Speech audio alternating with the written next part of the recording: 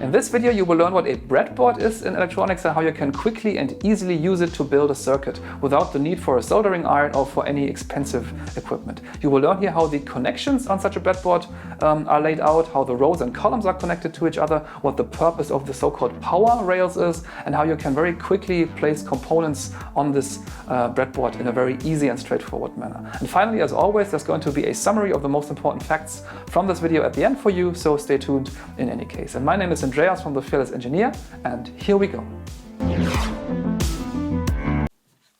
In the last video we have looked at the way to power an LED, to safely operate an LED by attaching a resistor to it and connecting it in a series to the light emitting diode.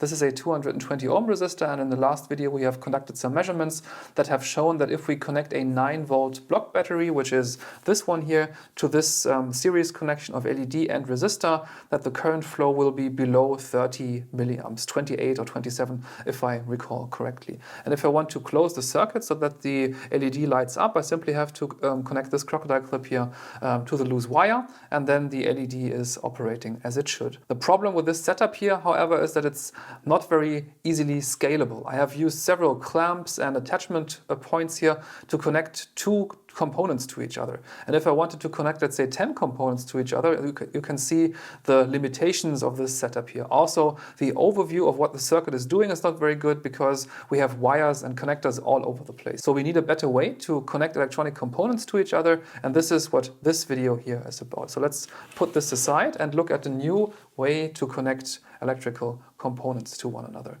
What you can see here is a so-called breadboard, and let's briefly look at what's on the breadboard, and then we discuss how the breadboard helps us to construct a circuit. You can also see a red LED here on the lower side of the breadboard, and the LED is connected to one of these holes, and this hole is in the same column as this small plus sign here, and also the positive terminal of the battery. Then we have this yellow knob here. It's simply a push button which closes a connection from one side, which is this connector here, to the other side, which is that connector here. On the other side of the breadboard, let's turn it a little bit so we can better look at it using the macro camera. You can see a resistor. It's the same resistor that has been used in the other circuit, and it is positioned directly beneath the second leg, which protrudes here from the button. And on the other side of the resistor, we have this black cable here, and this leads directly to the negative terminal of the battery. And I have simply pushed all these components into the holes on the breadboard, and the breadboard helps me to establish stable connections with a good overview of what's going on in this circuit. And now let's have a look at how this breadboard is constructed so that we can see how the components are connected, and then we're going to push the button to see what actually happens when the circuit is closed. Now, firstly, we will discuss the power rails on the left and right side of the breadboard. Now, the power rails are marked by the blue and by the red line, and these are, as the name implies, for power supply. And this is also why I have connected the positive cable to this row, or to this column of holes here, because it is leading to the positive terminal of the battery, and the purpose is to supply power all along this rail consisting of holes here. And the connection of this power rail is from top to bottom over the long side of the breadboard. So the connector which is pushed here on top is connected to all the holes downwards up until the very end of the breadboard. The same holds true for the negative power rail. This could be a connecting point for the negative terminal of my 9-volt block battery. However, I am not using this on that side simply because the closeness to the other positive terminal is far too great. I prefer it to have one potential on one side of the circuit and another potential on the other side of the circuit. So on the other side of the breadboard, we also have two power rails, and this is where I connected the negative terminal of the battery. This is also connected over the entire length downwards, and this is the ground, so to speak, the zero potential of the battery. So we have high potential on that side and low potential on this side. And once the circuit is closed, the current flows from the high potential side to the low potential side. So power rails along the long side are they connected. Then in the center of the breadboard, you have all these holes and a separating notch in between.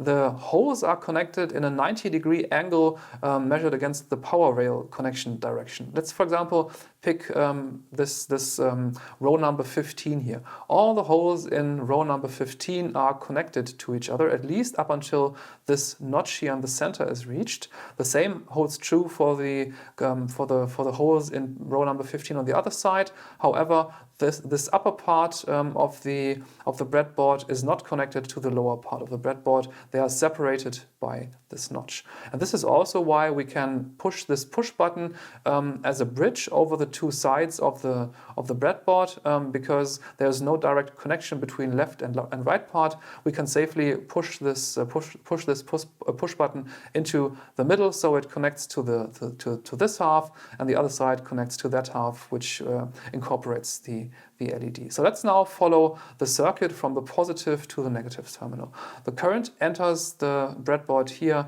through the red cable. Then it flows into the LED. It crosses this divide here by passing through the LED. Then it enters the hole where the second leg of the LED is connected. From there, it flows into the push button. Once the button closes, it closes the connection to this leg here, and this leg is also connected to the other side. Let's turn this a little bit so we can have a better look. So once the push button closes, the current enters or leaves the push button from out of this leg here, then enters the resistor, and the resistor is connected to the negative power rail, and the current now flows back into the negative terminal here. So we have a series connection of three components. We have the LED, in series to it we have the push button, and in series to it we have the resistor, which limits the current flow. So basically the same setup as before, which we built with all the clamps and loose cables at the beginning of this video. And as soon as I push the button, you can see that the LED lights up properly, just as it should. And if I want to enter another resistor, for example, to check what happens if the resistor is smaller or larger, I simply pull out this resistor here and enter a new one to see how this affects the brightness of the LED. So this is a very good and easy way to quickly build a prototype board consisting out of several components. Another solution, a more permanent solution, would be to use a soldering iron instead, but you can already see now that using this iron on one side requires you to have some practice using it. Also, you have to possess one in the first place, and also once you have soldered together components, it's not as easy to change the layout of a circuit again, which you can do, but it takes some minutes, and using the breadboard is just simpler and much easier. So that's the proper way of constructing a prototype circuit in addition to simulating it. But what you should not do is using such a contraption here, which works to quickly show something, but which is not scalable at all. So if you want to go into electronics, use a breadboard to construct your first circuits. In this video you have learned that a breadboard is suitable for the very simple and above all fast construction of circuits without the need for any tools at all. And you also know that the power rails, that they are used for power supply, for connecting a battery for example, and that they are connected along the long side of the breadboard. And you also know that the connections between the power rails, that they are towards the short side, and that the notch in the middle divides the breadboard into two independent sections from each other. And finally, breadboards, they come in different sizes, from very small, for let's say 3 to 5 components, to very large, such as many dozens of components. So there's a great variety which you can pick from depending on the needs of your project. That's all for this video. If you have any questions, don't hesitate to drop me a comment in the comment section down below. Also, suggestions for future videos should go there. And that's all from me for now. I wish you a nice day. See you next time here on The Fearless Engineer.